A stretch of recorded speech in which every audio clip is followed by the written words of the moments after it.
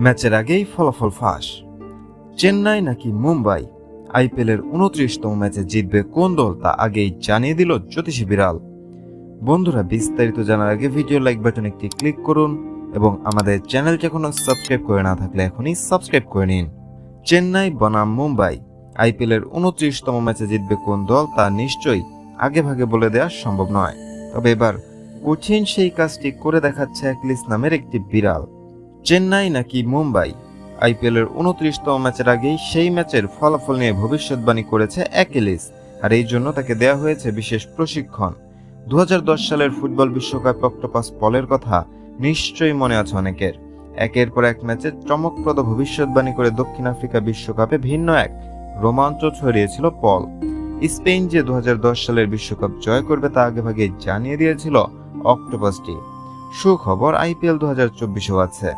IPL 2024-এর 17তম আসরের ঝড় তুলতে প্রস্তুত আছে সাদা রঙের এই বিড়ালটি।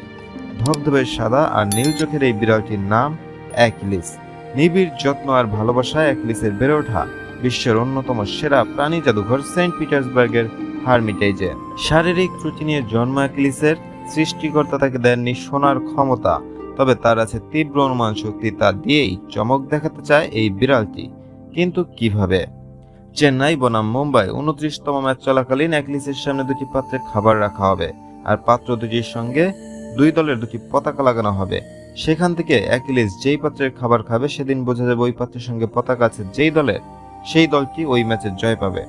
দর্শক, গত 22 মার্চ শুরু হয়েছে আইপিএলের 17তম আসর, আর এই আসরের 29তম ম্যাচে জিতবে কোন দল তা জানার জন্য অ্যাকিলিসের সামনে দুইটি পাত্রে খাবার রাখা হয়, যার মধ্যে চেন্নাই এবং মুম্বাইয়ের পতাকাও লাগানো হয়।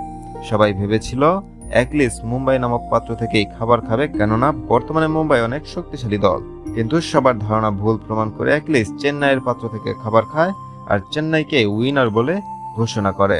তো বন্ধুরা, কি মনে হয় আপনাদের, কে জিতবে 29তম ম্যাচ? আপনাদের মূল্যবান মতামত অবশ্যই জানিয়ে দিন ভিডিওর কমেন্ট বক্সে। ভিডিওটি দেখার জন্য আপনাকে অসংখ্য ধন্যবাদ।